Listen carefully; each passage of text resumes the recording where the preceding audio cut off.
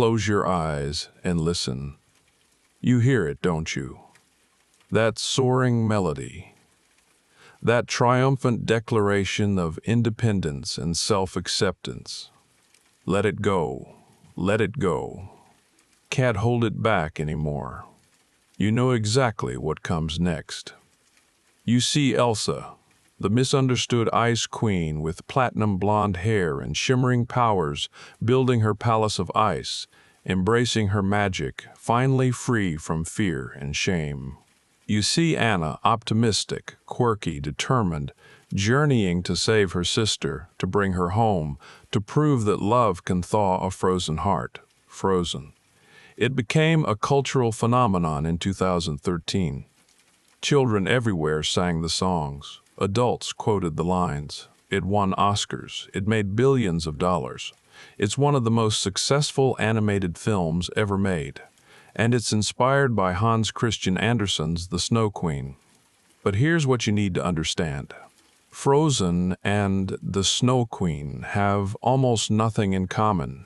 Disney didn't adapt Andersen's story. They borrowed a few names, a few concepts, and then created something entirely different. Something safer, something warmer, something that wouldn't give children nightmares, because the original, The Snow Queen, written in 1844, isn't about self-acceptance or sisterly love or learning to embrace your powers.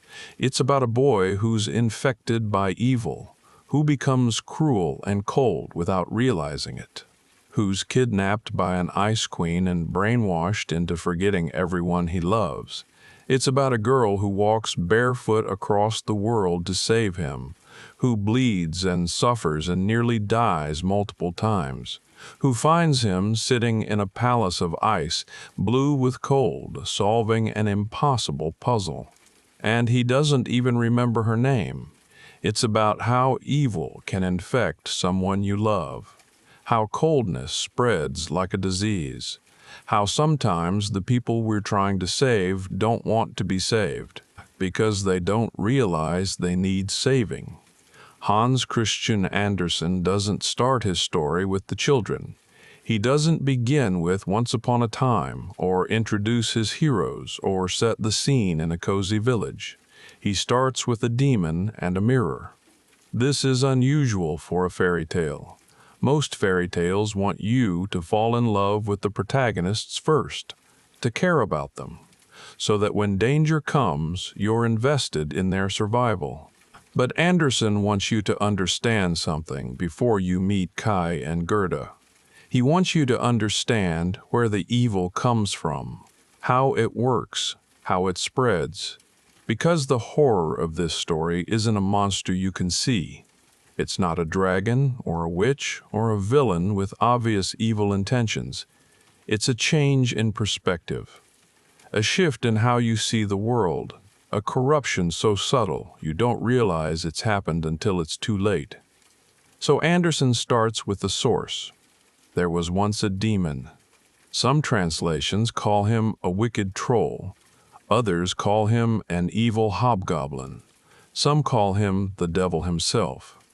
Andersen is deliberately vague about what exactly he is. He's a force more than a character, a principle more than a person. What matters is this: he's a creature of mockery, of cruelty, of taking everything beautiful and showing how it's actually ugly, everything good and showing how it's actually stupid, everything loving and showing how it's actually weak.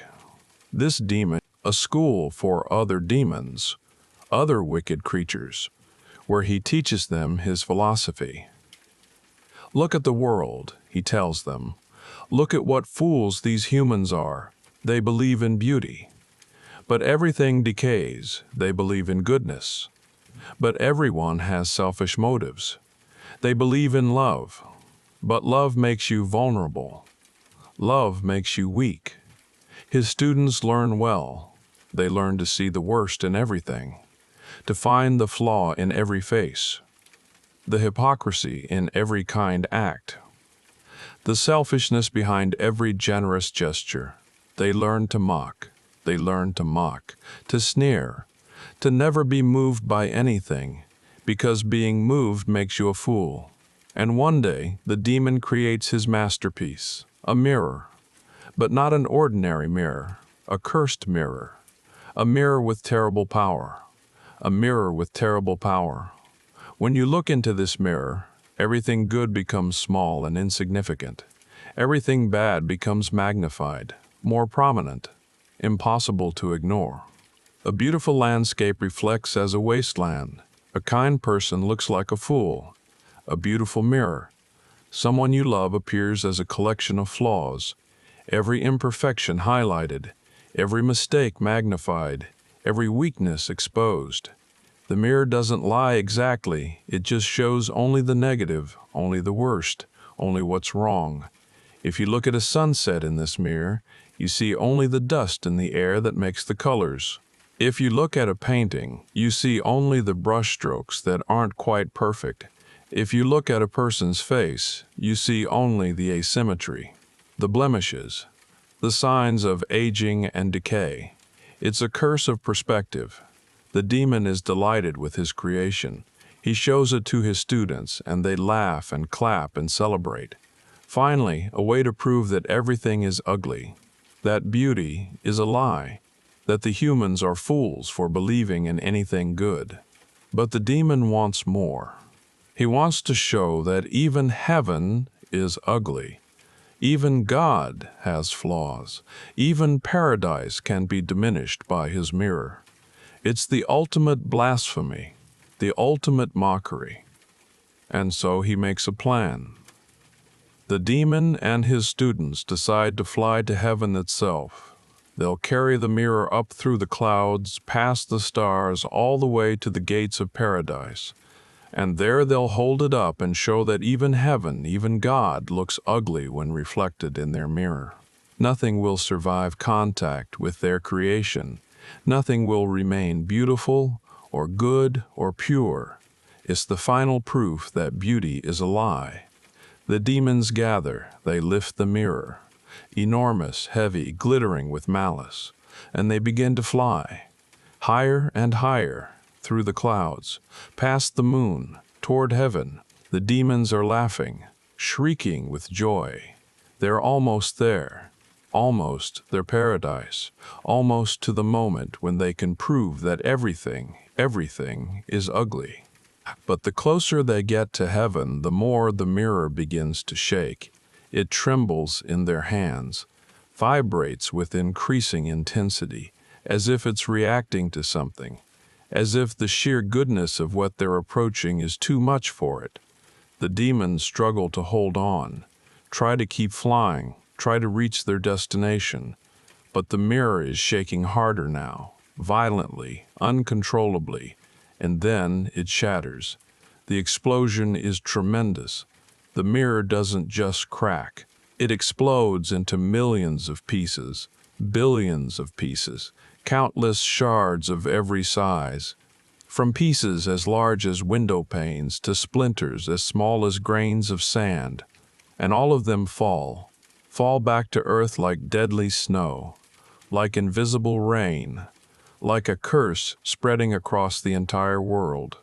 Most of the pieces are tiny, microscopic. You can't see them with the naked eye.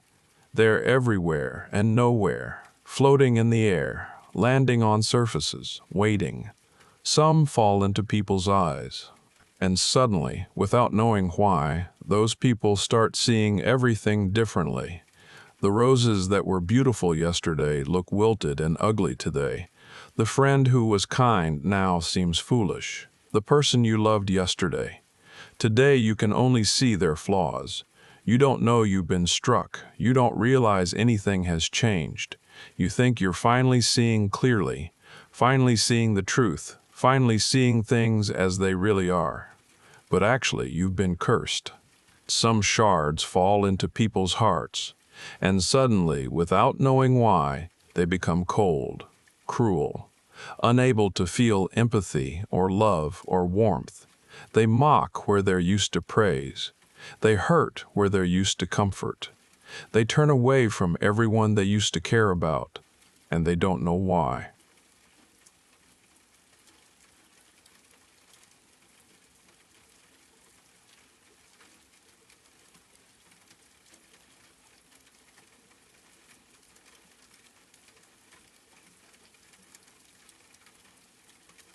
A curse you can see, you can fight, a monster you can recognize, you can run from, but a curse that changes your perception, that makes you believe you're seeing truth when you're actually seeing lies, that's a curse you can't escape.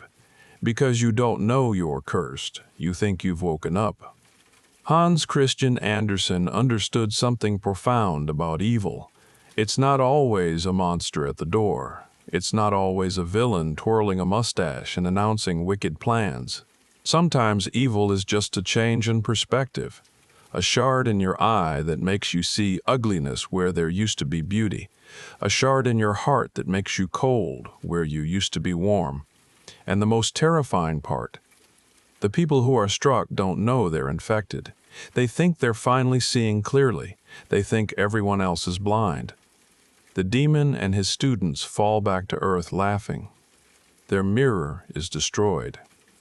But its power is now everywhere, in every country, in every city, in every home.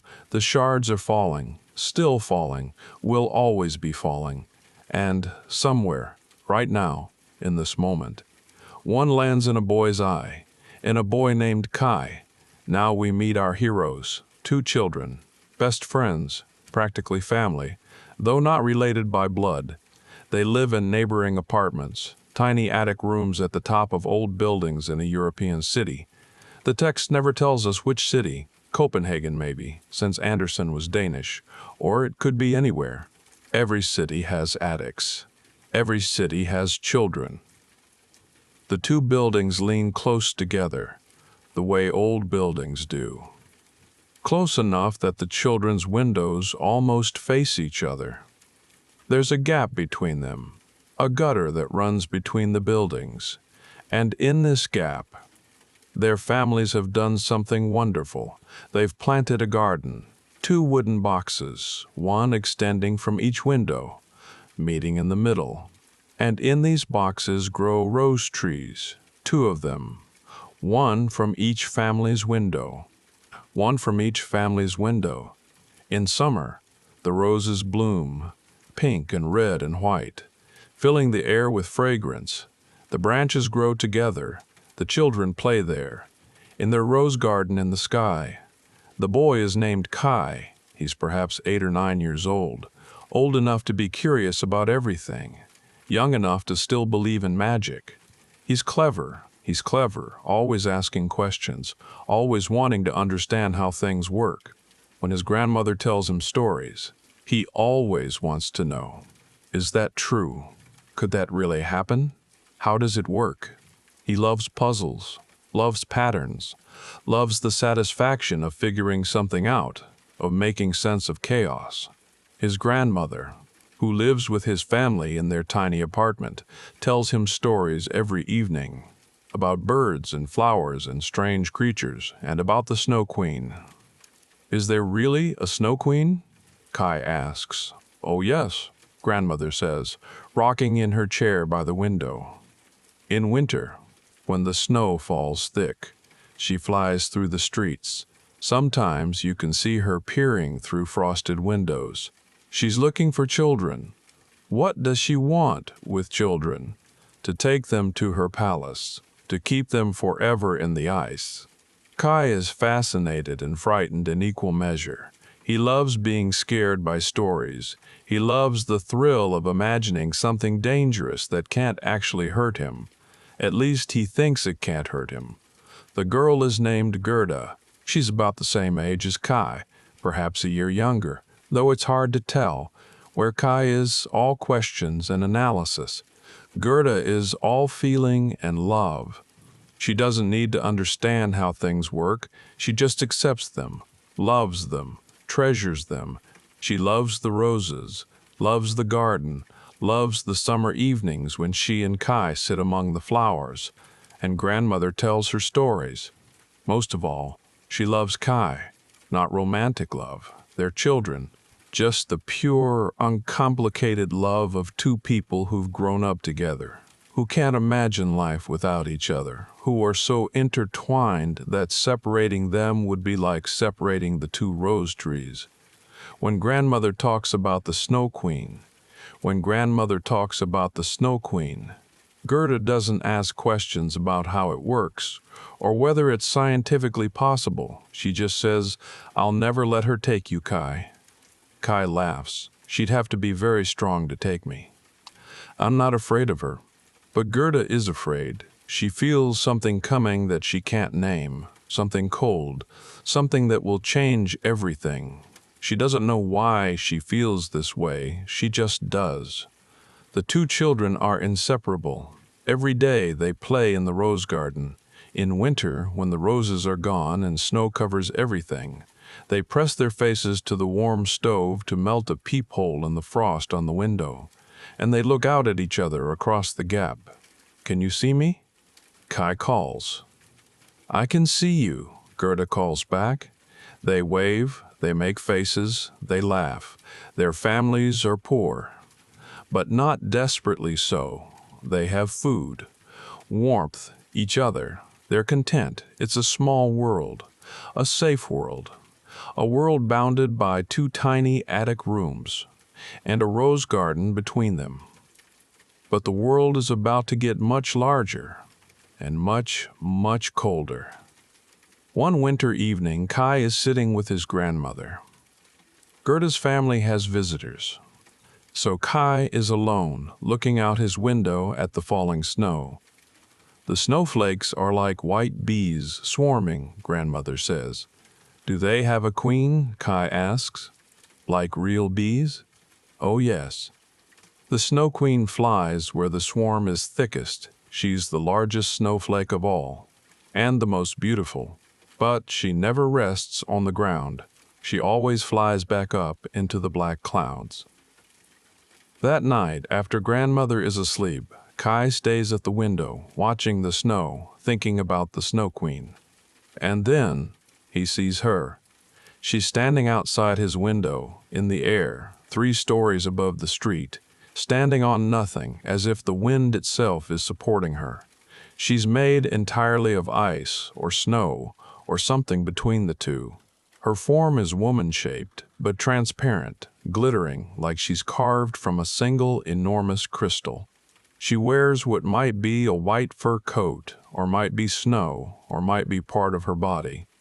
Her face is beautiful, achingly beautiful, and completely expressionless. She looks at Kai, directly at him. Her eyes are like chips of ice, cold, knowing, ancient. She beckons to him. A slight movement of one crystalline hand. "Come, come with me. Come to where it's always winter." Kai is frozen to the spot, not with cold, with terror and fascination equally mixed. He wants to run to her and wants to run away. Kai wants to open the window and wants to hide under his bed. The Snow Queen smiles, not a warm smile, not a human smile, just a curve of ice where her mouth should be.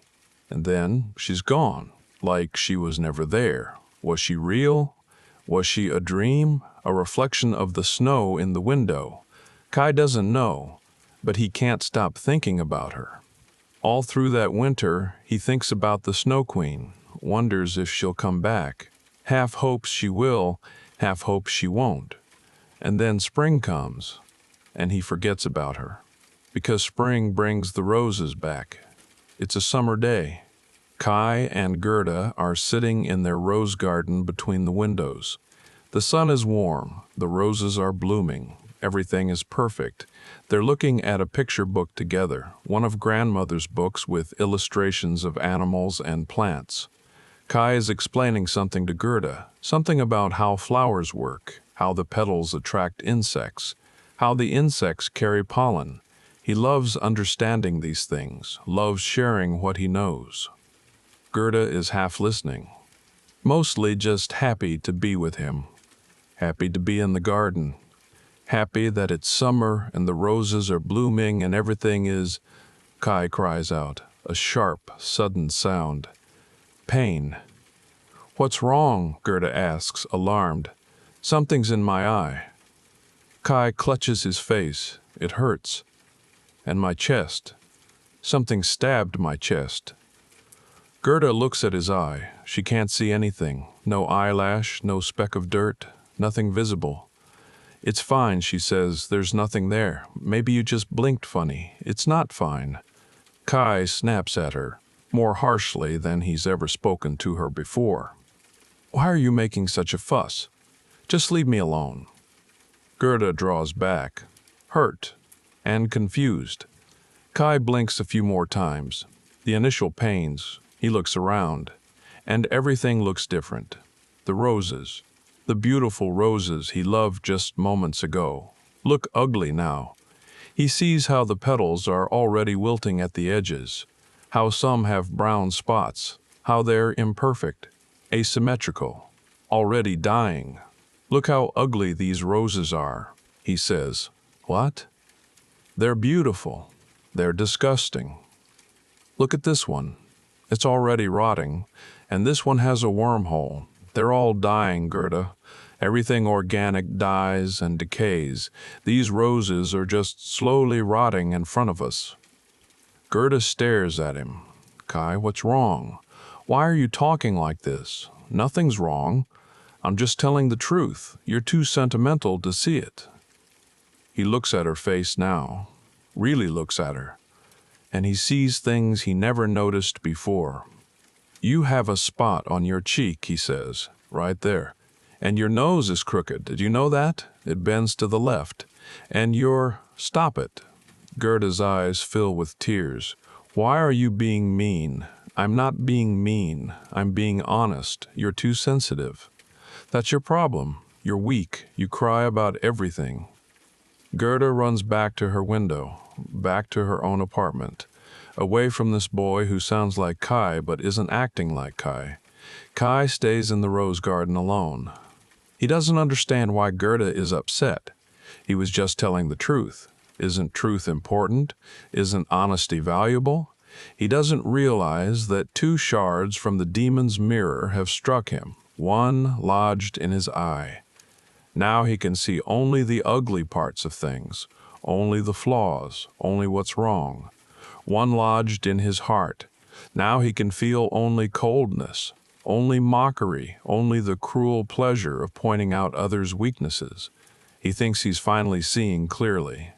Finally seeing the world as it really is, without the soft filter of childish sentiment. He thinks he's the only one who sees things clearly. Summer fades to autumn, autumn fades to winter. Kai becomes obsessed with snowflakes. He brings a magnifying glass to the window and studies them. Each one is perfect, he explains to Gerda. Perfect geometry, mathematical precision. Unlike those messy, chaotic roses. Look at this pattern, he says, showing her a snowflake. This is beauty.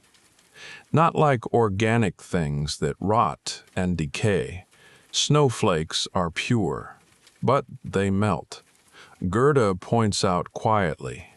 Everything melts eventually. But at least they're perfect while they exist. At least they don't pretend to be something they're not. Gerda doesn't understand what he means.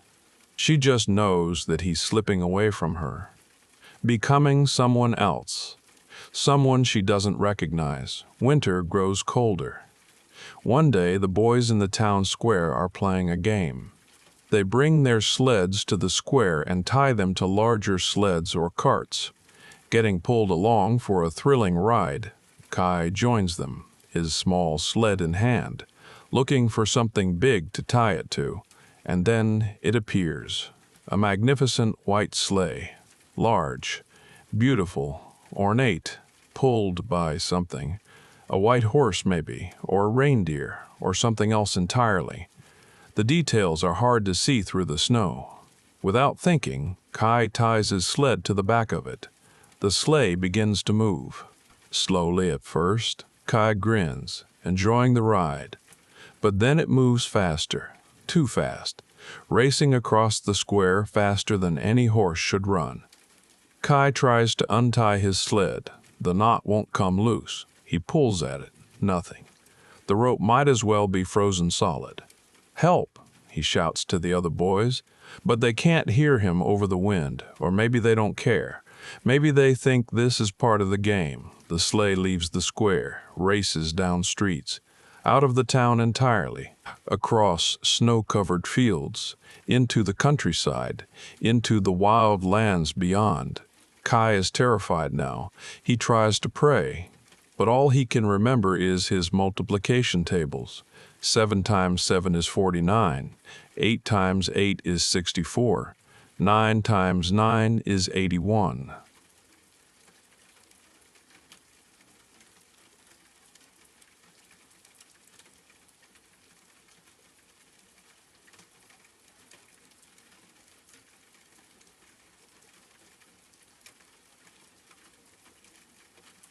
The sleigh stops. Suddenly.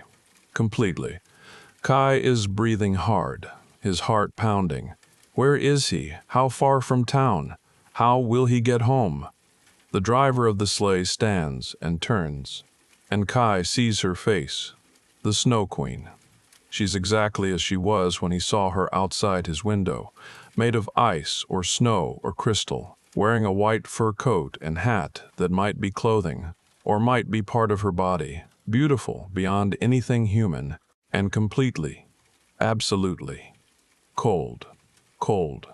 She looks at him, studies him like he studied the snowflakes, like he's a specimen, an object of interest. "Are you cold?" she asks. Her voice is like wind over ice, like frozen bells, beautiful and terrible. Kai is colder than he's ever been in his life, shaking, shivering. His lips are blue, his fingers are numb. He can barely feel his feet. Yes, he manages. "Come under my coat." She opens her white fur, or snow, or whatever it is, and Kai climbs up beside her. She wraps the coat around him. The shaking stops. The cold recedes. He's warm now, warmer than he's been in months, since before the shards struck him maybe. A warmth that goes all the way through. "Are you still cold?" she asks. No. She looks at him with her ice-jib eyes, and then she kisses him on the forehead. The kiss is colder than anything, colder than the winter air, colder than the deepest freeze. It goes straight through his skin, through his skull, into his brain, and down into his heart. For a moment, Kai feels like he's dying, like his heart is stopping, like his blood is turning to ice in his veins. And then, he doesn't feel cold anymore. He doesn't feel anything. The terror is gone. The fear is gone. The memory of home is fading like a dream. "Are you still cold?"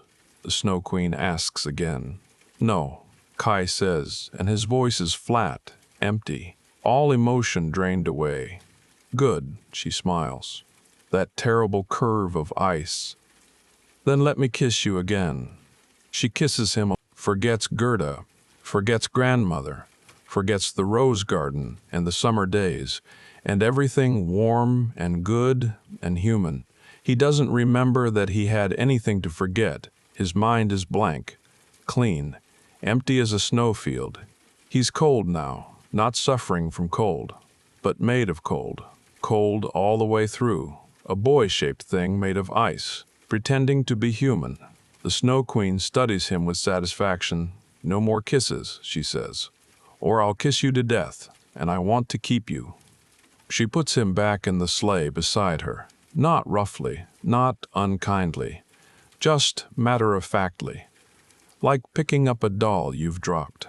And then they fly, up into the air, up into the black clouds, up into the far north where winter never ends, and the sun never rises, to her palace, to her kingdom, to eternity.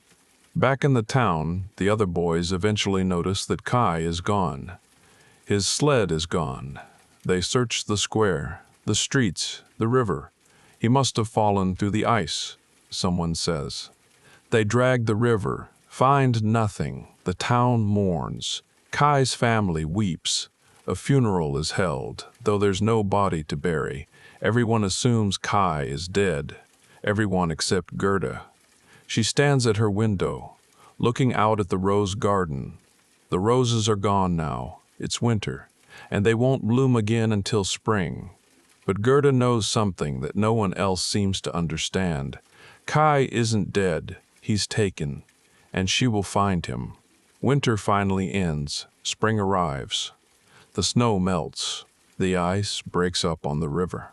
The world warms, but Kai doesn't come home. His family has accepted his death. The town has moved on. There are new children playing in the square. New games being played, new sleds being pulled through the snow. Only Gerda refuses to accept it. She stands by the river, the same river they dragged looking for Kai's body, and she speaks to it. Everyone says you took Kai, she says to the water. They say he fell through your ice and drowned. But I don't believe you took him. The river flows past, indifferent. But if you did take him, Gerda continues, if you know where he is, I'll give you my most precious thing. Will you give him back? She sits down on the riverbank and takes off her shoes. They're red shoes, her newest, finest shoes, a gift from her parents for her birthday. She loves them. They're the most beautiful thing she owns. She throws them into the river. There, she says, my red shoes. Now give me Kai. The current catches the shoes, but then washes them back to shore, right at Gerda's feet. As if the river is rejecting her offering, Gerda picks them up and tries again, wades deeper into the river this time, throws the shoes farther out. Again the current catches them. And this time they drift downstream, away from Gerda, away from the shore. But Gerda has waded too deep. The current catches her too. She tries to get back to shore. Can't. The river is pulling her. She's too small, too light. The water is too strong. She falls, goes under, comes up gasping, coughing, flailing. Her hand strikes something, wood, a boat, a small rowboat, tied to the shore but old and rotted. The rope breaks under her weight. Gerda pulls herself into the boat. The current carries them both downstream, away from the town, away from her home, away from everything she knows. She should be terrified, should be screaming for help, but instead, she feels a strange calm, a strange certainty. The river is taking her somewhere. Maybe to Kai, maybe toward Kai. This is right, this is meant to happen. She lies in the bottom of the boat, soaking wet, exhausted, and lets the river carry her, finally. The boat drifts to shore, not the town shore, somewhere else, somewhere downstream, somewhere Gerda has never been. A cottage stands near the water, a small crooked cottage with a thatched roof and smoking chimney. Around it grow cherry trees, huge, ancient cherry trees, heavy with ripe red fruit. An old woman comes out of the cottage. She's very old, her face deeply wrinkled, her back bent. But her eyes are bright and sharp. "My goodness," she exclaims. "How did you come here, child?" Gerda climbs out of the boat, her legs shaky from hours of not using them. "I'm looking for my friend," she says. "The river brought me here. Have you seen him? His name is Kai." "Oh, you poor thing, you're soaking wet. Come inside. Come warm yourself. I'll help you find your friend." The old woman takes Gerda's hand. Her grip is firm, strong, stronger than you'd expect from someone so old. She leads Gerda into the cottage. Inside, it's warm and cozy. A fire burns in the hearth. The smell of baking bread fills the air. The old woman gives Gerda dry clothes, food, a place to sit. "Rest now," she says. "You've had a long journey. Rest. And then we'll talk about finding your friend," while Gerda eats cherries, sweet, delicious cherries, the best she's ever tasted. The old woman does something strange. She takes a golden comb from her shelf, a beautiful comb, gleaming and ornate, and she begins to comb Gerda's hair. Long, slow strokes, from root to tip, over and over. "Such beautiful hair," the old woman murmurs. Such a beautiful little girl, you must be tired from your journey. So tired. Rest now, rest now, rest. Gerda's eyelids are growing heavy. The warm cottage, the food, the gentle touch of the comb. It's all so soothing, so comfortable. Why was I traveling? She asks drowsily. You don't need to remember. The old woman says, still combing, just rest, just be happy.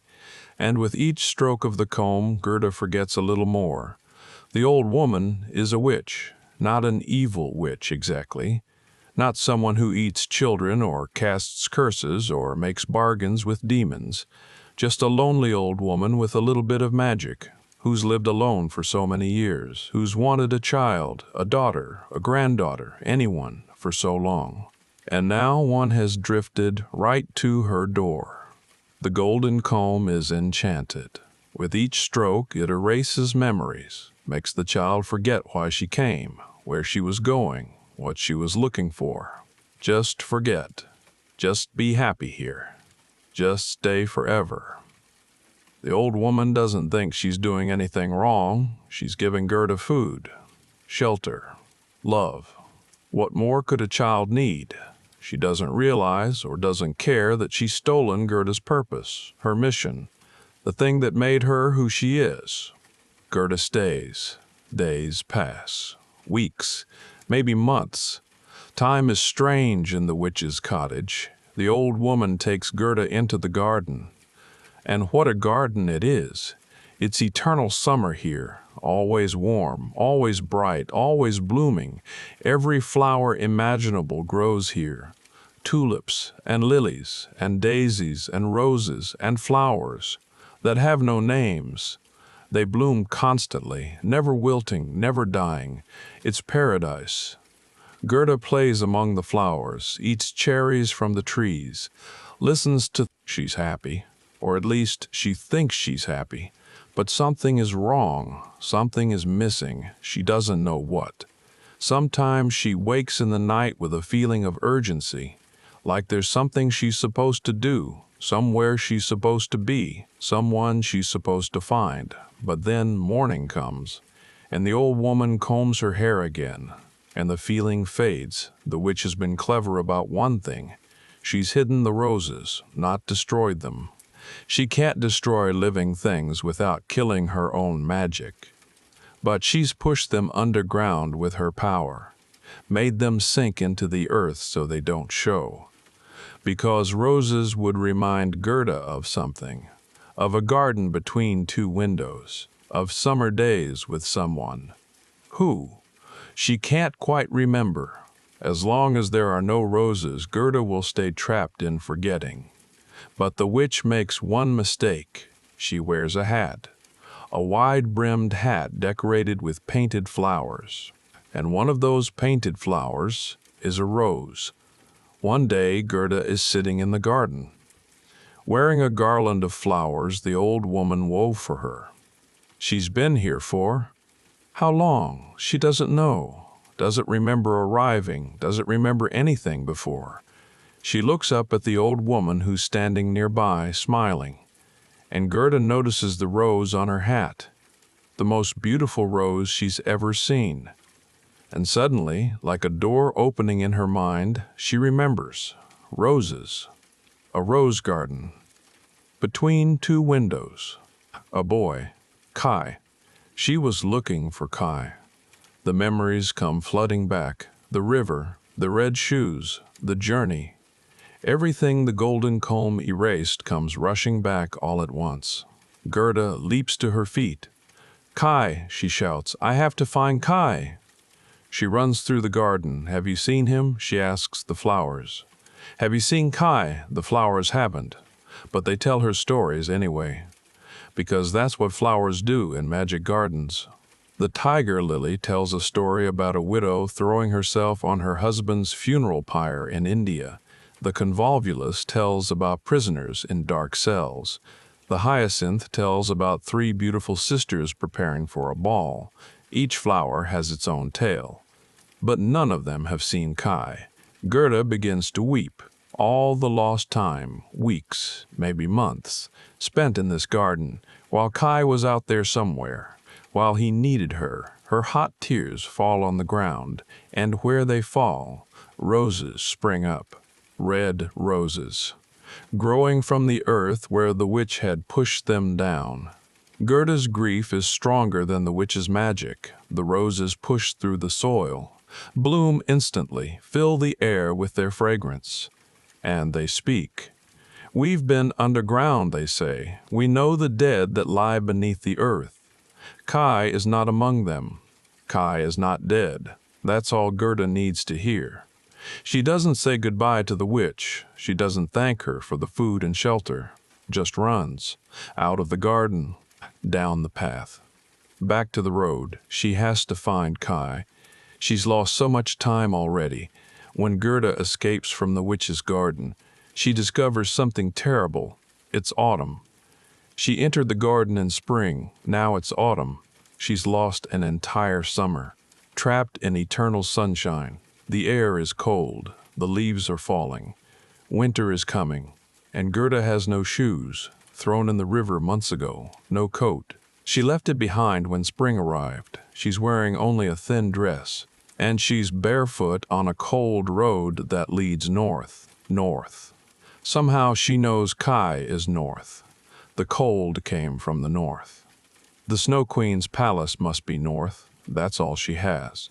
A direction, not a destination, not a plan, just north. She walks. Her feet hurt. The road is rough, covered in fallen leaves and small stones. But she walks. Days pass.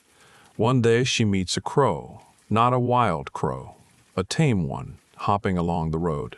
And this crow can speak. "What are you doing out here, little girl?"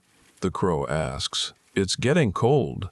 Winter's coming. Where are you going?" "I'm looking for my friend Kai," Gerda says. "Have you seen him?" The crow hops from foot to foot, considering. "Well," he says slowly, "there's a boy at the palace. Came from nowhere, they say. Very clever. Solved the princess's riddle. She married him. Could be your friend." Gerda's heart leaps. The palace? Kai married a princess? That seems strange. Wrong. Somehow. Kai wouldn't just abandon her and marry someone else, would he? But maybe he was forced to. Maybe he had no choice. Maybe if she can reach him, she can help him escape. "Can you take me there?" she asks. The crow looks doubtful. "I'm not supposed to bring strangers into the palace. But I suppose I could ask my wife. She's a palace crow. She might know a way." The crow flies off and returns with his wife, a sleek, well-fed crow, who clearly has access to palace kitchens. Together, they devise a plan. They'll sneak Gerda in through the servants' entrance, up the back stairs, through hidden corridors, all the way to the royal bedchamber, where the prince and princess sleep. "You'll have to be very quiet," the wife crow warns. "If the guards catch you, there will be trouble." "I'll be quiet," Gerda promises. They wait until night, until the palace is dark and most people are asleep. The crows lead Gerda through gardens and side doors, up narrow staircases meant for servants, through hallways lined with portraits of stern-looking royalty. Gerda's heart is pounding. After all this time, after all this walking, after the river, and the witch's garden, and the lost summer, she's finally going to see Kai. They reach a grand door, the royal bedchamber. The crows push it open a crack. "Go on." They whisper, "Be quick." Gerda slips inside. The room is enormous, bigger than her entire apartment back home. 2 beds stand in the center, elaborately carved and canopied. One is shaped like a lily. In one bed sleeps the princess. In the other sleeps the prince. Gerda can't see their faces, can't tell if the prince is Kai. She tiptoes closer, her bare feet silent on the thick carpet. She reaches the bed shaped like a lily, whispers, "Kai?" The prince stirs, wakes, sits up, and Gerda sees his face. It's not Kai. Of course it's not Kai. Just another boy, another prince, someone else entirely. Gerda bursts into tears. All that hope, all that certainty. And it was for nothing. Kai isn't here. He's somewhere else. Somewhere she still has to find. The prince and princess wake fully now, startled to find a crying girl in their bedchamber. But they're kind. They don't call the guards, don't have her thrown out. They listen to her story.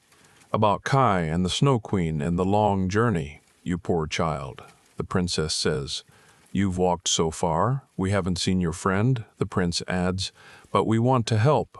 They give Gerda food, a warm bed to sleep in, new clothes, including a beautiful fur muff. To keep her hands warm in the morning, they give her something more. A golden carriage pulled by horses, with a driver and servants. Take this, the princess says. It will make your journey easier. We hope you find him, the prince says. They don't say what they really think, that Kai is probably dead, that this girl is chasing a ghost, that she should go home. But Gerda wouldn't listen anyway. She climbs into the golden carriage, waves goodbye, continues north. The carriage is magnificent, golden and bright, clearly expensive. The horses are well bred. The servants wear fine livery, which is exactly the problem. They're riding through a dark forest when it happens. Robbers. They come out of the trees like shadows, armed with knives and clubs. Surrounding the carriage, "Look at this," one shouts. "A golden carriage, we're rich." The driver tries to outrun them. Can't. They cut down the horses. Gerda hears them scream and drag the driver from his seat. The servants run. The robbers laugh. The carriage door is torn open. A horrible old woman looks in at Gerda. Scarred face, wild hair, missing teeth. Look how plump she is. The old woman cackles. Like a little lamb, she'll be tender. She reaches for Gerda with a knife. No. Another voice, younger, sharper. A girl appears behind the old woman, wild-looking, with tangled hair and torn clothes, maybe a year older. The robber girl. She shoves the old woman aside. She's mine. The robber girl declares, "I want her as a playmate. Give her to me." The old woman, clearly the girl's mother, grumbles, but agrees. Gerda has been saved, not by kindness, not by justice, just by the whim of a violent child who wants a new toy. The robber girl grabs Gerda's arm and drags her out of the ruined carriage. "Come on," she says, "you're coming home with me." They walk through the forest, Gerda stumbling. The robber girl pulling her along. Behind them, the other robbers are fighting over the carriage, the servants' belongings, whatever spoils they can claim. Finally, they reach the robbers' castle. It's a ruin, half burned, half standing. Ravens and crows nest in the holes in the walls. The roof is mostly gone. Inside, smoke and dirt and chaos. The robbers are having a party, drinking, eating, fighting. Dogs run wild, barking and snarling. The whole place smells of smoke and unwashed bodies and violence. The robber girl drags Gerda to a corner, her territory. "You'll sleep here," she announces, "with me and my animals." She has a collection of captive creatures, wood pigeons in a dirty cage, a reindeer tied to the wall with a rope around its neck. The robber girl is cruel to them.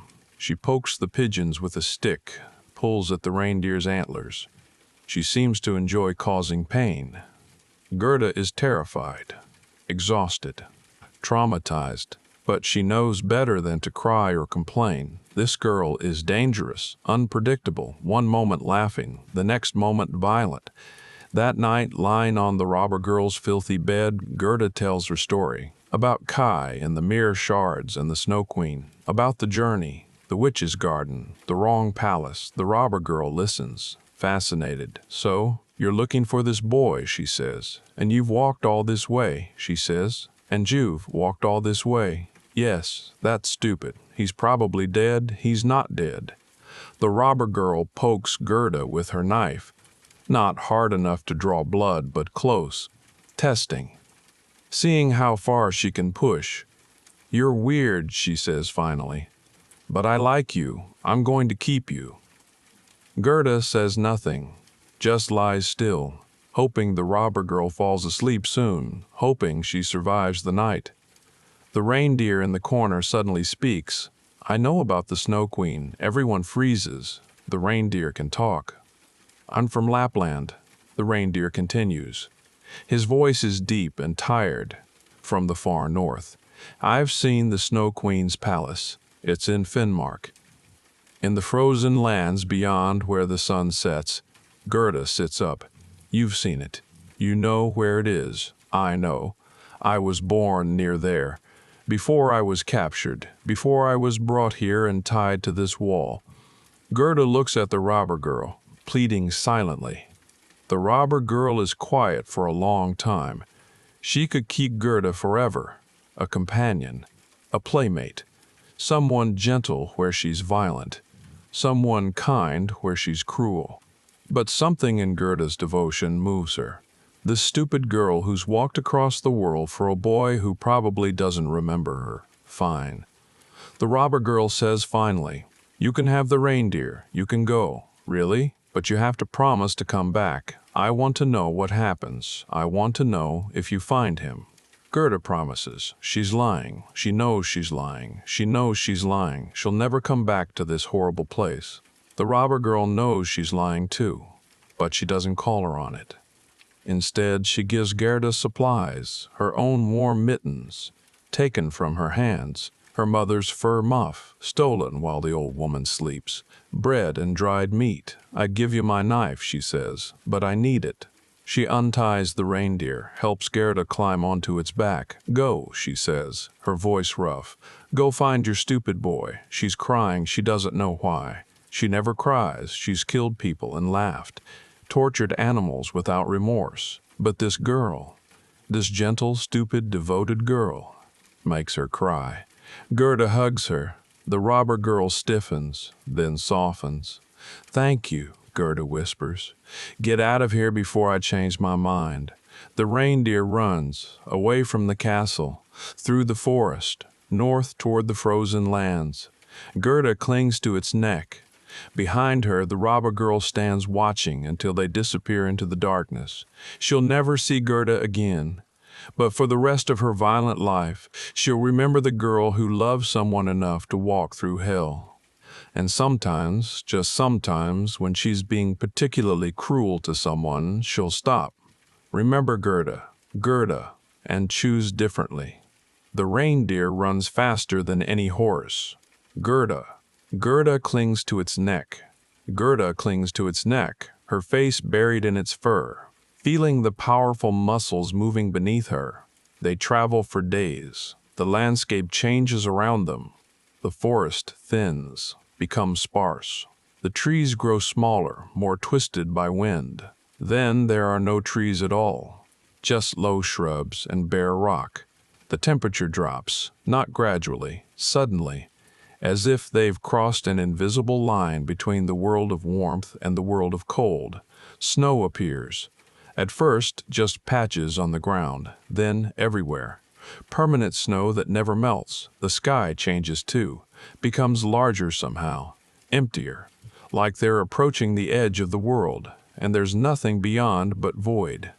Gerda has never been this far north, never imagined places like this existed, where the sun barely rises, where the cold is so intense it hurts to breathe. But the reindeer knows this land, was born here, knows every rock and frozen stream. How much farther, Gerda asks. Far, the reindeer says. Very far. But we're on the right path. They stop at a hut, barely more than a hole in the ground with smoke coming out. The Lapland woman lives here, alone. She's so small and weathered, she almost looks like part of the landscape. The robber girl had given Gerda a message, written on a dried fish, because there's no paper this far north. The Lapland woman reads it and nods. "The Snow Queen's palace," she says. "You're going there." "Yes, yes," Gerda says, "to save my friend." The woman shakes her head. "That boy, Kai, you said he doesn't want to be saved. The Snow Queen has kissed him. He's forgotten you, forgotten everything. Then I'll make him remember." The woman looks at Gerda with something like respect. "There's another woman," she says, "the Finnmark woman. She lives even farther north, at the very edge of the world. She'll know what to do. The reindeer can take you there. She gives them dried fish to eat, the only food she has, wishes them luck." The reindeer runs again, even colder now. The cold is a physical thing, a presence, a weight. It presses down on Gerda, seeps into her bones, makes every breath painful. Her hands in the robber girl's mittens are numb. Her face feels frozen, even with the reindeer's warmth beneath her. She's so cold she can barely think. How can anyone live here? How can anything survive this? But the reindeer is at home, doesn't seem bothered by the cold, just keeps running, steady and strong. Finally, after what feels like years but is probably only days, they reach another hut, even smaller than the last one, even more primitive, the Finnmark woman's home. They have to knock on the chimney because there's no door. The whole hut is built underground, with only the chimney poking up through the snow. The Finnmark woman emerges. She's even older than the Lapland woman, so old she seems to be made of wrinkles and weather and time itself. The reindeer speaks to her, tells her about Gerda's quest, about Kai and the Snow Queen. "Can you give this girl power?" the reindeer asks. "Power to defeat the Snow Queen? To break the curse? To save her friend?" The Finnmark woman looks at Gerda, really looks at her, as if seeing past her skin into her soul. "I can't," she says. Gerda's heart sinks. "Why not?" the reindeer asks. "Because I can't give her anything she doesn't already have." The old woman smiles, a smile like weathered rock cracking. She already has all the power she needs. What power? The power in her heart.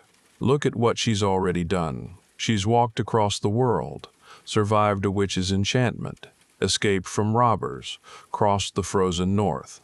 All for a boy who doesn't remember her, all for love. The Finnmark woman turns to Gerda.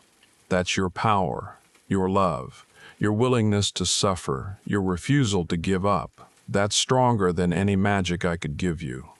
"But how will that help me defeat the Snow Queen?" "You can't defeat her. She's immortal, a force of nature. You can't fight winter itself." The old woman pauses. "But you can save Kai. You can remind him who he is. You can remind him who he is. You can make him remember love." "How?" "The same way you've done everything else. By refusing to stop. By loving him when he doesn't love you back. By being warm when everything else is cold." Gerda doesn't understand, but she nods anyway. The Finnmark woman gives her no supplies, no weapons, no magical artifacts, just information. The Snow Queen's palace is 2 miles north of here. You can see it from the top of that ridge, the shimmer in the air, like heat haze but cold. That's where you'll find Kai. "Can the reindeer take me?" "No, you must walk the last part alone." "But I'll freeze." "Yes, probably. But that's the price." The old woman's eyes are kind but implacable. Everything worth having costs something. Love costs suffering. Salvation costs sacrifice. You can turn back now if you want. No one would blame you. Gerda thinks about Kai, about the rose garden, about summer days that feel like another lifetime. "I won't turn back." The Finnmark woman nods. "Then go. And may your love be stronger than the cold." The reindeer sets Gerda down at the base of the ridge. "I'll wait here," he says. "Come back if you can." "Thank you," Gerda whispers. She hugs his neck. He's been carrying her for days, never complaining, never faltering. "Go quickly," he says, "before you lose the light." Gerda looks up. The sun is low on the horizon. Will be for hours. In this strange land where day and night don't work properly, but the Finnmark woman was right. She needs to go alone. She starts walking. The snow is deep. Each step sinks to her knees. She has to pull her feet up, push forward, sink again, over and over. And she's barefoot. The snow is so cold it burns, like fire. But the opposite of fire. Her feet go numb almost immediately. She can't feel them anymore. Can't tell if she's still moving or if she's frozen in place. But she keeps walking. Blood begins to seep into the snow around her footprints. Her feet are cut, blistered, bleeding from the cold. The mittens and muff keep her hands warm. But there's nothing for her feet. She keeps walking 2 miles. The Finnmark woman said, "Just 2 miles." But 2 miles through this snow feels like 200. Gerda starts to pray, the Lord's Prayer, the only prayer she knows by heart. "Our Father who art in heaven, hallowed be thy name." And something strange happens.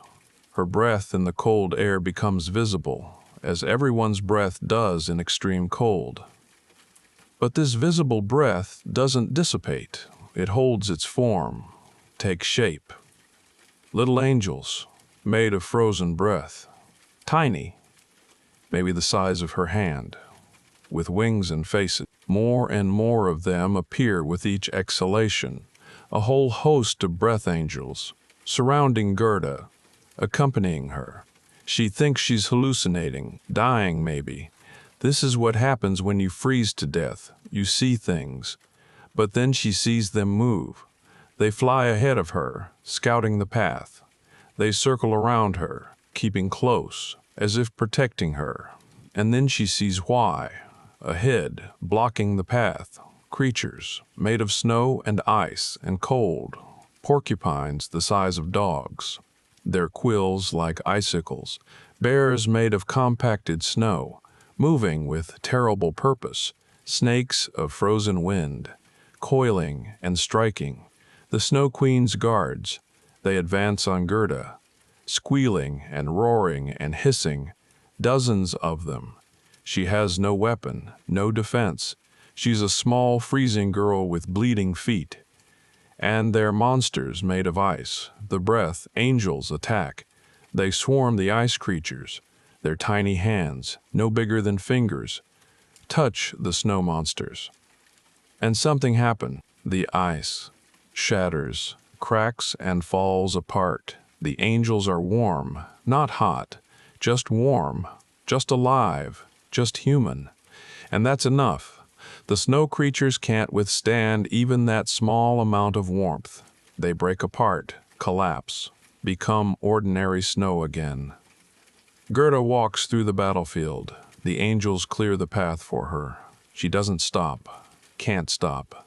If she stops moving, she'll freeze to death. She keeps praying, keeps breathing, keeps creating angels. The ridge levels out. She's at the top now, and she sees it, the palace. At first she thinks she's not seeing anything, just more snow and ice, an empty horizon. Then she realizes the palace is the snow, the palace is the ice. It's not a building in the traditional sense. It's a structure formed from frozen precipitation, walls of compacted snow, towers of ice, windows that are just gaps in snowdrifts, doorways that are spaces between frozen columns. It's enormous, hundreds of rooms, maybe thousands, all empty, all cold, all lit by the aurora borealis that dances overhead, green and pink and purple lights that make the ice glow from within. It's the most beautiful and most terrible thing Gerda has ever seen. She walks toward it.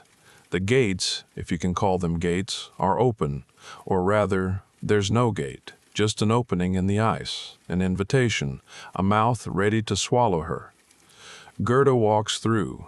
Inside, the temperature drops even further. She didn't think it was possible to be colder. She was wrong. This is cold that goes beyond physical, cold that seeps into your soul, cold that makes you forget what warmth ever felt like. The halls stretch away in all directions, cathedral-sized rooms with ceilings that disappear into darkness, corridors that go on forever, everything made of ice, everything glittering, everything empty. Kai, Gerda calls. Her voice echoes, bounces off ice walls, returns to her multiplied and distorted. Kai, Kai, Kai. No answer. She walks deeper into the path, through room after room after room, all empty, all identical, ice and more ice and nothing else. She's crying now. The tears freeze on her cheeks before they can fall. Where is he? Where could he be in this impossible place? She follows something she can't name, an instinct, a pull, something drawing her toward the center of the palace. And finally, she reaches it, a vast room, the largest yet. At its center, a frozen lake. The ice is perfectly smooth, perfectly flat, like glass, like a mirror. The Snow Queen calls it the mirror of reason. It reflects everything exactly as it is. No distortion, no warmth, no mercy, just truth. Cold, hard truth. And sitting on this frozen lake, surrounded by pieces of ice, is a boy. He's blue, with cold. His lips are nearly black. His skin is white. He's barely moving, barely breathing, if he's breathing at all. But Gerda would recognize him anywhere. Kai. After all this time, after all this distance, after all this suffering, he's sitting cross-legged on the ice, surrounded by flat pieces of ice, like tiles or puzzle pieces. He's moving them around, pushing them with his fingers, arranging them into patterns, testing configurations. He doesn't look up as Gerda approaches, doesn't seem to hear her footsteps. He's completely focused on the puzzle. Gerda gets closer, looks at what he's doing. The ice pieces have shapes, geometric shapes, crystalline patterns. Kai is trying to arrange them into something, into a word, maybe into a specific pattern.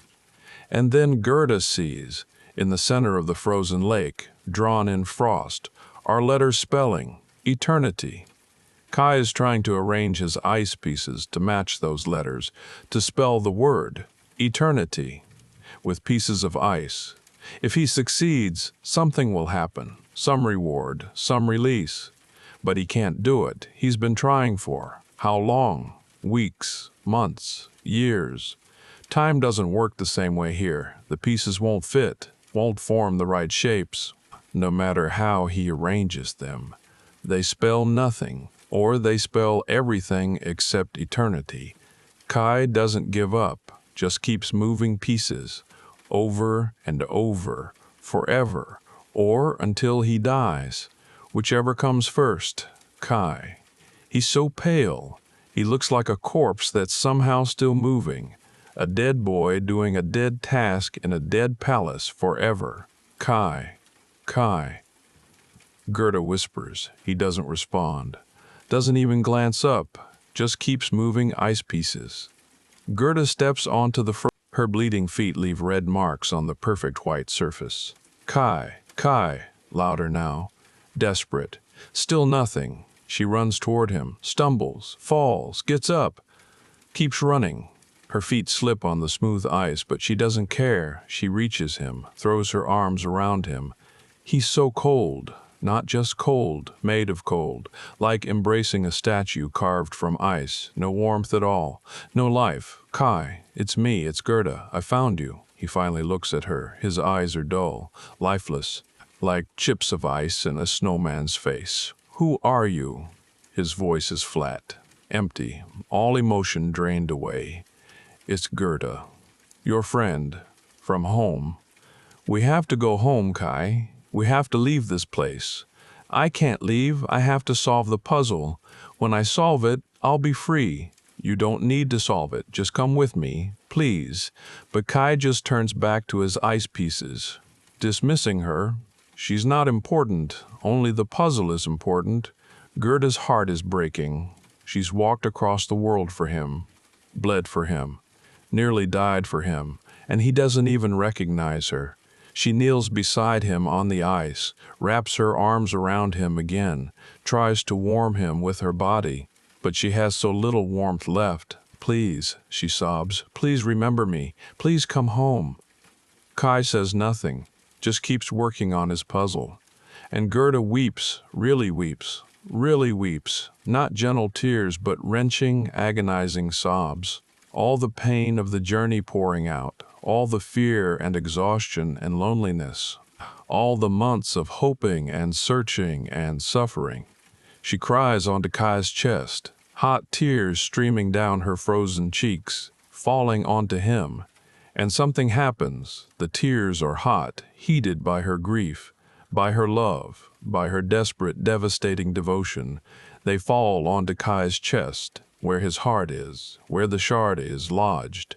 And they're so hot, so much hotter than the palace, so much hotter than the ice, so much hotter than anything in this frozen kingdom, that they sink in, through his coat, through his shirt, through his skin, down to his heart, down to the shard of mirror embedded there, and the shard begins to melt, slowly at first, just the edges, then faster, the heat spreading through it, breaking it down, dissolving it like ice in summer sun.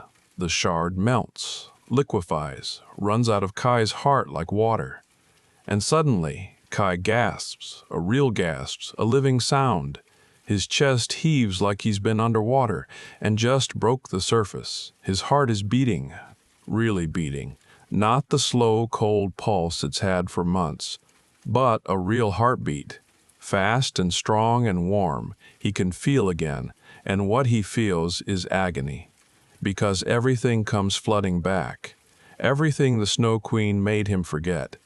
And with it comes the realization of how much time has passed, how long he's been cold, how much he's lost. "Gerda?" His voice is different now, full of emotion, full of pain and confusion and dawning horror. Yes, it's me. But Kai is looking at her strangely, at her face, and something is wrong with how he's seeing her. There's still the shard in his eye. The shard in his heart is gone, melted by Gerda's tears, but the one in his eye remains. He sees Gerda, but wrong, distorted, ugly. He sees her suffering, and doesn't see devotion. He sees foolishness. He sees foolishness. He sees her desperation, and doesn't see love. He sees weakness. "Why are you here?" he asks, and his voice is cold, not Snow Queen cold, but cruel. "I came to save you. I don't need saving." He turns back to his puzzle. "Leave me alone. This is pathetic. I don't need to know." Gerda recoils, as if he'd struck her. His heart is warm again, but his eye still sees only ugliness, and right now, that's stronger. Gerda kneels on the ice. Kai has turned away from her, back to his endless puzzle. She's come so far. She's gone, suffered so much, and he's telling her to leave. She doesn't know what to do, doesn't know how to reach him. The shard in his heart is gone, but the one in his eye remains, and as long as he can't see her properly, he can't remember her properly, and then she remembers something, a song, a hymn they used to sing together. As children in the rose garden, with grandmother in the evenings, she starts to sing, her voice broken by crying, hoarse from cold, barely above a whisper. But she sings, "Where roses bloom so sweetly, in the vale so fair, there shall you find Christ, waiting for you there."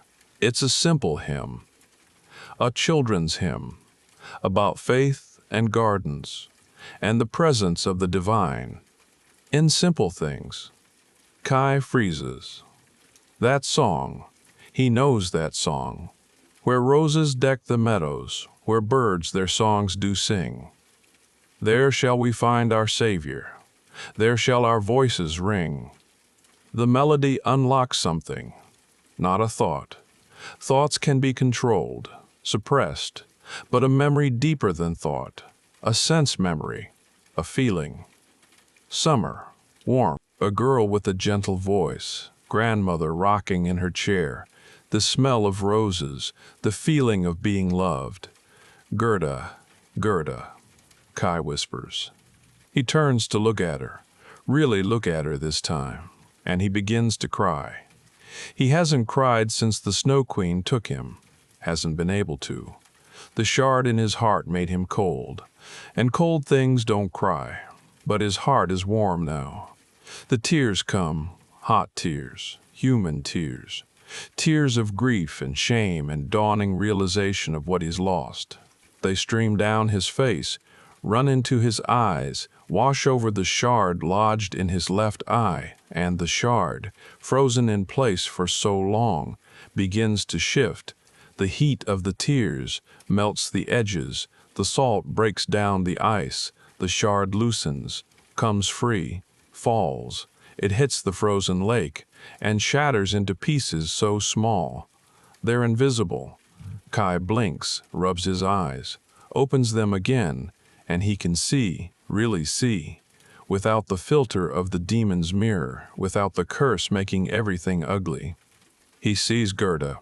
Her face is dirty, her dress is torn, her feet are bleeding, she's shivering with cold and crying, and looks like she's been through hell. She's the most beautiful thing he's ever seen. Gerda. His voice breaks. Is it really you? Yes. She's sobbing and laughing at the same time. Yes, it's me. But where? What? How did you? He can't form complete sentences. His mind is chaos. Where am I? What is this place? He doesn't remember the palace, doesn't remember the Snow Queen, doesn't remember the months, years he's spent sitting on this ice, solving this puzzle. His last clear memory is tying his sled to a white sleigh in the town square. Everything after that is fog and cold, and nothing. We're in the Snow Queen's palace, Gerda tells him. She took you, she made you forget, but I found you. I walked across the world, and I found you. Kai looks around, sees the vast frozen room, the ice pillars, the aurora light, the impossible architecture. How long have I been here? Months, almost a year.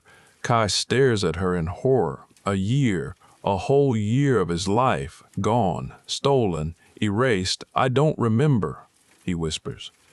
I don't remember any of it. It's all right. You're free now. We can go home. They embrace, both crying, both freezing, both damaged in ways that will take years to heal. But they're together. The ice pieces around them begin to move, on their own, without anyone touching them. They slide across the frozen lake, spinning, dancing, dancing, rearranging themselves. Kai and Gerda watch, amazed. The pieces are forming a pattern, a word. The word Kai has been trying to spell for so long, eternity. The puzzle solves itself, not because Kai was clever enough, not because he worked hard enough, not because he deserved it, but because of love. Because Gerda came for him, because she cried for him, because her warmth melted his coldness. The puzzle recognizes something Kai couldn't understand while he was cursed. The moment the word is complete, something changes in the palace. The ice begins to crack, not breaking, just loosening. The palace is releasing them. Or maybe it's just that the Snow Queen's power is weaker now. Maybe saving Kai has somehow diminished her. We have to go, Gerda says. Before she comes back, where is she? I don't know. But we can't be here when she returns. Kai tries to stand. His legs won't work properly. He's been sitting for so long, months without moving, without walking. His muscles are atrophied. Gerda helps him up, supports his weight.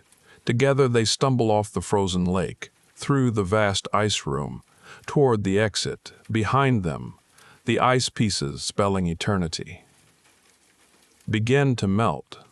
The palace doesn't stop them. Maybe it can't. Maybe the spell is broken. Maybe the Snow Queen's power only works on the willing, and Kai is no longer willing.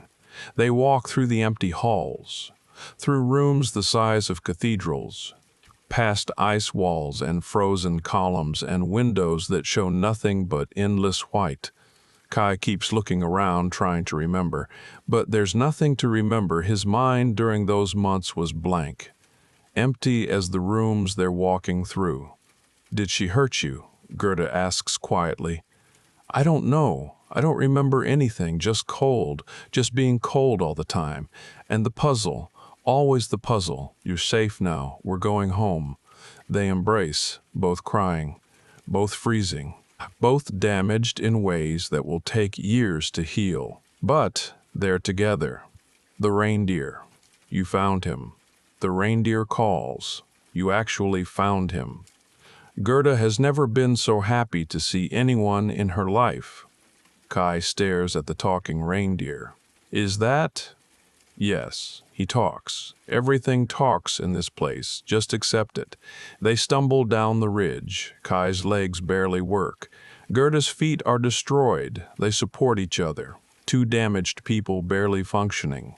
The reindeer meets them halfway. "Climb on," he says. "Both of you. We're going home." They climb onto his back.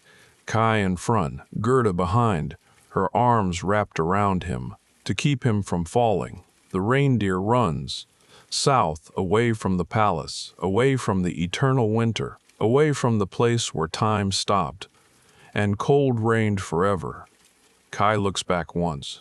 The palace is already disappearing behind them, fading into the snow. Or maybe it was never really there at all. Maybe it was just a hallucination, a nightmare, a bad dream in the shape of ice. But the coldness in his bones tells him it was real, and he knows with absolute certainty that he'll never be fully warm again. The reindeer runs for hours, days. Kai and Gerda cling to his back, too exhausted to speak, too cold to think. Gradually, the landscape changes. The permanent snow becomes intermittent. The bare rock becomes sparse vegetation. The air becomes slightly less brutal. They're leaving the far north, leaving the lands where the Snow Queen rules, leaving winter behind. At least, the physical winter. The winter in Kai's heart might never leave. They stop at the Finnmark woman's hut. She looks at them, two half-frozen children on a reindeer's back, and nods with satisfaction. "You did it. You brought him back." "Yes," Gerda says. The old woman gives them warm soup, dried fish, a place to rest by her underground fire. She looks at Kai with concern. He's been marked by cold. The Snow Queen's kiss. It leaves a scar that doesn't heal. "But he'll be all right," Gerda asks. "Maybe, if he remembers how to feel, if he can learn to be warm again." They leave the next morning. They leave the next morning. South, south, south. Toward home, toward warmth, toward life. They reach the robber's castle. The robber girl is there, waiting. She's been watching the road every day since Gerda left. When she sees them, Gerda and a boy on the reindeer's back, she whoops with joy. "You found him. You actually found him." She runs to meet them, looks at Kai critically. He doesn't look like much. "You walked across the world for this?" Kai doesn't know how to respond. He's never met anyone like this wild, violent girl with a knife at her belt. "Yes," Gerda says simply. "I did." The robber girl's eyes soften, just for a moment. Then she covers it with roughness. "Well, I kept your carriage, repaired the wheels. The horses are dead, but I got you new ones. Consider it payment for." She pauses. "For showing me what stupid looks like when it works." She gives them the carriage, and more, food, warm blankets, money stolen from travelers. "Where did you get all this?" Gerda asks. "Don't ask questions you don't want answered." The robber girl grins. Then, more seriously, "I've been thinking about what you said, about having something worth fighting for, about loving someone enough to walk through hell. And I've decided I'm going to leave. Join the army, maybe. Find something to fight for that isn't just stealing and hurting people." She hugs Gerda fiercely, whispers in her ear, "Thank you for showing me there's more. Then she steps back, tough and harsh again. Now get out of here before I change my mind and rob you. Gerda and Kai climb into the carriage. The robber girl watches them leave. She'll keep her word. She'll leave the robber's castle, join the army, become someone different, someone better. Because sometimes all it takes to change is seeing someone who believes in something impossible and makes it real. They travel for weeks. The carriage carries them south through changing landscapes, through forests that are actually green, through towns where people speak languages they can almost understand, through lands where spring has already arrived. The farther south they go, the warmer it gets. Not just physically, though that too, but emotionally. Life returning, color return, hope returning. But Kai stays quiet. He's polite to the people they meet. He thanks Gerda constantly. He does everything right, but something in him is still cold. "What's wrong?" Gerda asks one evening as they camp by the road. "I keep thinking about who I was before the shards, when I was being cruel. That wasn't you, it was me. That's what I keep trying to tell you." The shard didn't create those thoughts. It just freed them. Made me say things I always thought, but never said out loud. Made me act on impulses I always had, but always suppressed. Kai. No, I was always a little cruel, Gerda. Always a little mocking. Always noticing people's flaws and finding them funny. The shard just made me honest about it. Gerda is quiet for a long moment. "Maybe that's true," she says finally. "Maybe we all have cruelty in us. All have the capacity to hurt people. But what matters is what we do with it. Whether we feed it or starve it. Whether we let it control us or fight it. But what if I can't fight it? What if that's just who I am? Then you choose every day to be someone else. And every day you choose that. You become a little less that person." Kai wants to believe her, wants to think he can change, can become someone better than the boy who mocked and hurt everyone he loved. But the doubt remains. They reach the prince and princess's palace.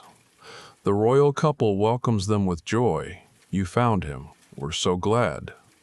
They offer Kai and Gerda rooms, food, rest. Offer to let them stay as long as they want. But Gerda shakes her head. "We need to go home. Our families think we're dead. We've been gone for almost a year." The princess looks worried. She can see what Gerda seems unable to see. That Kai is damaged. That something in him is broken in a way that might not fix. But she says nothing. Just gives them supplies for the rest of their journey. Wishes them well. As they're leaving, she pulls Gerda aside. "Be patient with him," she says quietly.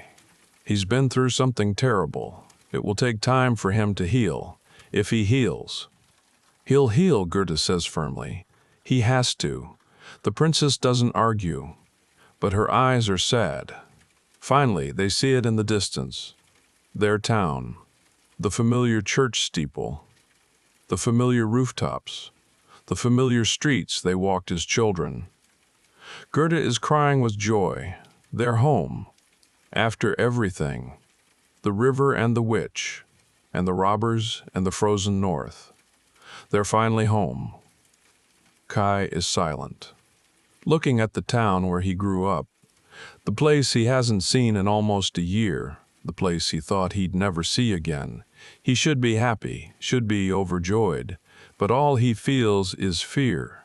Fear that he won't fit anymore. Fear that he's changed too much. Fear that the boy who left is not the boy returning. They climb down from the carriage, walk through the familiar streets. People stare at them.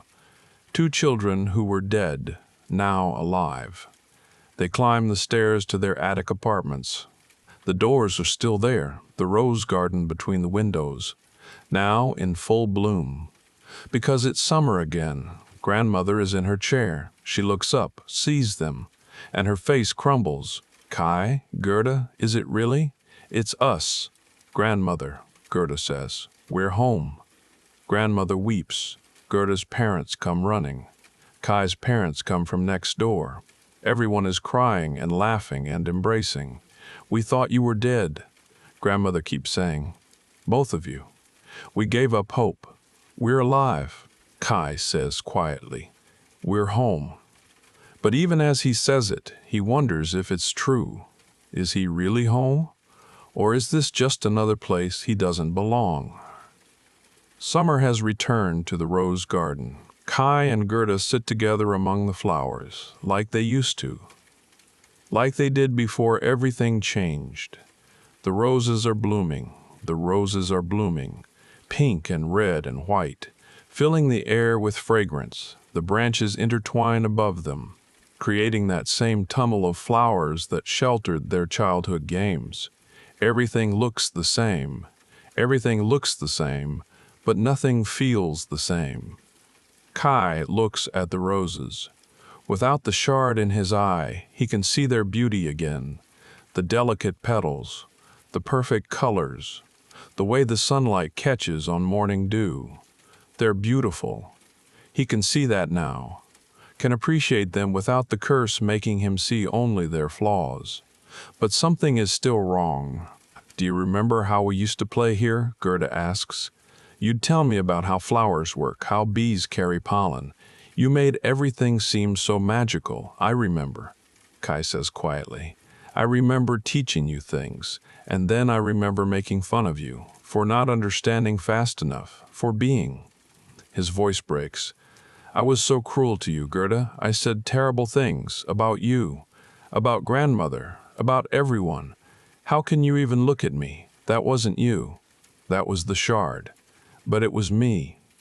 Kai's voice rises. Anguished. Don't you understand? The shard didn't put thoughts in my head. It just made me honest about thoughts that were already there. I've always been a little mean, always been a little mocking. The shard just gave me permission to act on it. Kai, I called grandmother stupid. I mocked her limp. I saw you cry, and I felt satisfied, like I'd won something. What kind of person feels that way? A person who was cursed. Gerda says firmly, you had a piece of a demon's mirror in your eye and your heart. It twisted everything. It twisted everything.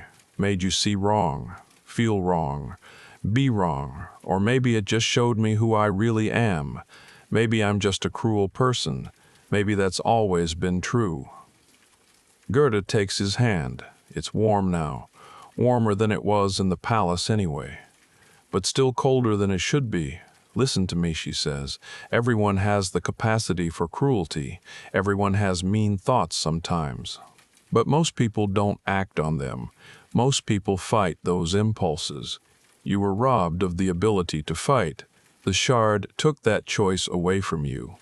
But I didn't want to fight. I liked being cruel. I thought I was finally seeing the truth, finally being honest instead of pretending.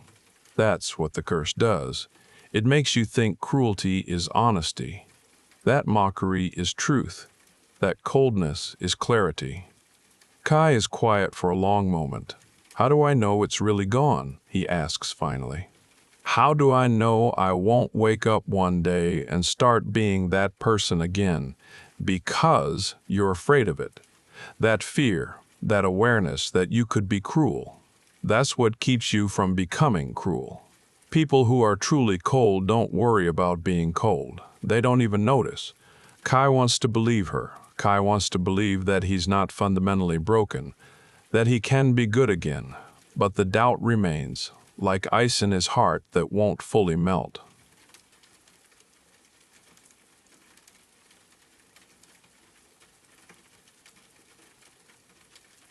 Kai and Gerda settle back into their lives. They help their families. They play in the rose garden. They try to be the children they were before. But they're not those children anymore. One evening, grandmother sings their hymn. The one Gerda sang in the ice palace. The one that unlocked Kai's memory and broke the curse. Where roses bloom so sweetly and the vale so fair. There shall you find Christ waiting for you there. Kai and Gerda join in, their voices small but steady, blending together the way they used to. When the song ends, grandmother looks at them with wise, sad eyes. "You both changed," she says. Not an accusation, just an observation. "We've been on a long journey," Gerda says. "I can see that. You're not children anymore." "Not really, it's true." Though they're still young, still only 8 or 9 years old, they've seen things no child should see, suffered things no child should suffer, lost things no child should lose. Hans Christian Andersen writes it like this: "There sat the two grown-up persons, grown up and yet children, children at least in heart." It's a strange phrase, a contradictory phrase. They're children, in age, in size, but they're also grown-up persons, in experience, in what they've lost, in what they know about pain and suffering, and the darkness in the world. They're caught between two states, no longer innocent enough to be truly children, not old enough to be truly adults. Just, marked, changed, forever different from who they were. Kai looks at the roses blooming in the garden, at Gerda sitting beside him, at grandmother in her chair, at the familiar attic rooms with their familiar windows. He's home, he's safe, he's free from the Snow Queen's curse. But something in him is still standing on a frozen lake, moving ice pieces around, trying to solve an impossible puzzle. Gerda sees his expression, takes his hand. "You're thinking about her," she says. "Yes, she's still out there." "I know. The Snow Queen hasn't been defeated, hasn't been destroyed. She's still in her palace of ice, still in the far north, still waiting for winter to come again, for more children to curse, for the next boy to kidnap and kiss into forgetfulness. The demon's mirror is still shattered. The shards still fall like invisible snow, landing in eyes and hearts across the world, changing people without them knowing, making them cruel without them realizing. The danger hasn't ended. It's never going to end. Kai and Gerda were lucky. They had each other. They had Gerda's devotion and Kai's survival and pure chance that brought them back together. But how many other Kais are sitting in ice palaces right now? How many other children are struck by shards and turning cold and losing themselves? How many Gerdas will walk across the world only to arrive too late, only to find their friends already frozen beyond saving? "Do you think we'll ever be normal again?" Kai asks. Gerda is quiet for a long moment. "No," she says finally. "I don't think we will. I think we'll always carry this, always remember, always be marked by what happened. That's what I was afraid of. But maybe that's not a bad thing. Maybe being marked means we can see things other people can't. Recognize the cold when it's coming. Help people who are being struck by shards. How? I don't know yet. But we survived something impossible. Maybe that means something. Maybe that gives us a purpose." Kai squeezes her hand. It's the warmest his hand has felt since before the shard struck him. Maybe Gerda is right. Maybe their suffering can become something useful.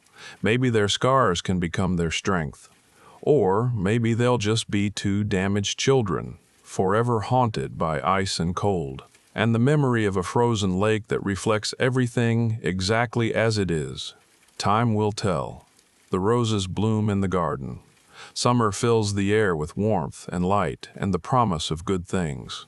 But autumn is coming. And after autumn, winter. Winter always comes eventually. Hans Christian Andersen was born in 1805 in Odense, Denmark. He died in 1875 in Copenhagen, after a life spent writing fairy tales that generations of children would read, often in forms sanitized and simplified, far beyond what he intended. The Little Mermaid, The Ugly Duckling, The Little Match Girl, Thumbelina, The Emperor's New Clothes, and The Snow Queen. Published in 1844, The Snow Queen is Andersen's longest fairy tale. It's not a simple story. It's 7 interconnected tales, elaborate and complex, meant to be published as a book rather than a short piece. And it's deeply personal. Andersen wrote The Snow Queen after a painful experience that shattered his heart. He'd fallen in love with a Swedish opera singer named Jenny Lind, the Swedish Nightingale, they called her. She was beautiful, talented, famous. And Andersen was an awkward, insecure writer who'd grown up poor and never quite fit anywhere. He declared his love to her. She rejected him, kindly, gently, but firmly. She didn't love him back. She couldn't. She didn't see him that way. Andersen was devastated. He felt his heart freeze, felt himself becoming cold and cynical, felt all the warmth drain out of him, replaced by bitterness and mockery, and the cruel satisfaction of seeing flaws in everything. The Snow Queen is about that transformation, about how disappointment and pain can change you, can make you cold, can make you cruel, can make you forget how to love. The demon's mirror represents cynicism, depression, the inability to see beauty or goodness anywhere, everything filtered through negativity, through disappointment, through the conviction that caring about anything is foolish. This is what happens when you're hurt so badly you can't trust joy anymore. When you've been rejected or betrayed or broken so thoroughly that coldness feels safer than warmth. When mockery feels more honest than love. The mirror shatters. The shards fall. You can be struck without knowing. One day you're kind, the next day you're cruel, and you don't know why. You think you've finally woken up, finally seen the truth, finally stopped being naive. But actually, you've been cursed. Andersen understood this, lived it, felt it happening to himself after Jenny Lind rejected him.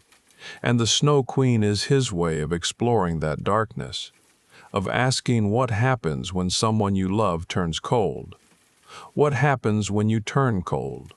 What happens when warmth becomes pain, and love becomes weakness, and beauty becomes intolerable? The Snow Queen herself isn't evil in the traditional sense. She doesn't torture Kai, doesn't chain him up, doesn't make him suffer.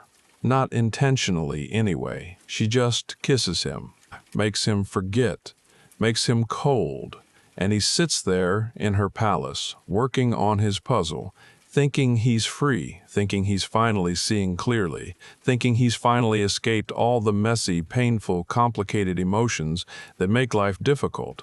He doesn't realize he's a prisoner, doesn't realize he's lost everything that made him human. That's the seduction of emotional numbness. It feels like relief. It feels like waking up from a nightmare. It feels like you finally figured out the truth. If you don't feel, you can't be hurt. But you also can't be happy, can't be warm, can't be alive in any meaningful sense. You become like Kai, technically alive, technically functioning, but hollow, empty, a person-shaped thing made of ice pretending to be human. Kai's corruption is subtle, gradual. He doesn't realize he's changing, doesn't notice that he's becoming cruel, because the cruelty feels like honesty. The roses aren't beautiful. They're dying. Gerda isn't sweet. She's foolish. Love isn't real. It's weakness. These thoughts feel like clarity, feel like he's finally seeing the world without the soft, sentimental filter of childhood. But actually, he's seeing the world through a curse, through a shard of a demon's mirror, through a perspective that makes everything ugly. And he has no idea. That's the horror. You don't know you're infected. You think you've woken up. You think everyone else is living in a pleasant dream, and you're the only one seeing reality. But you're the one dreaming, a nightmare disguised as truth. How many people walking around right now have been struck and don't know it? How many people think they're seeing clearly for the first time when actually they've been cursed? The story warns us, be careful. Watch for the signs. Watch for the moment when beauty starts looking ugly, when kindness starts looking foolish, when love starts looking weak. That's the shard in your eye. That's the ice in your heart. And once you're struck, you won't realize it. You'll think everyone else has changed. You'll think you've woken up to harsh reality, when actually you've fallen into a nightmare and started calling it truth. If this story meant something to you, if you've ever loved someone who turned cold or been cold yourself and didn't realize it, or walked through winter to save someone who didn't remember you, subscribe to the Midnight Archives. In the comments, tell me, do you think Kai and Gerda ever fully recovered, or are they forever marked by what happened? There's no right answer. There's no right answer. The roses bloom in the garden. Summer is here for now, but autumn is coming. And after autumn, winter. Winter always comes.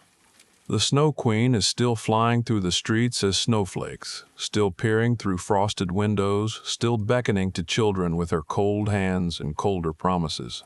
And somewhere right now, in this moment, a mirror shatters. Billions of shards fall like deadly snow. Some land in eyes, some land in hearts. And people change without knowing why. They think they're finally seeing clearly, finally being honest, finally facing reality without sentiment.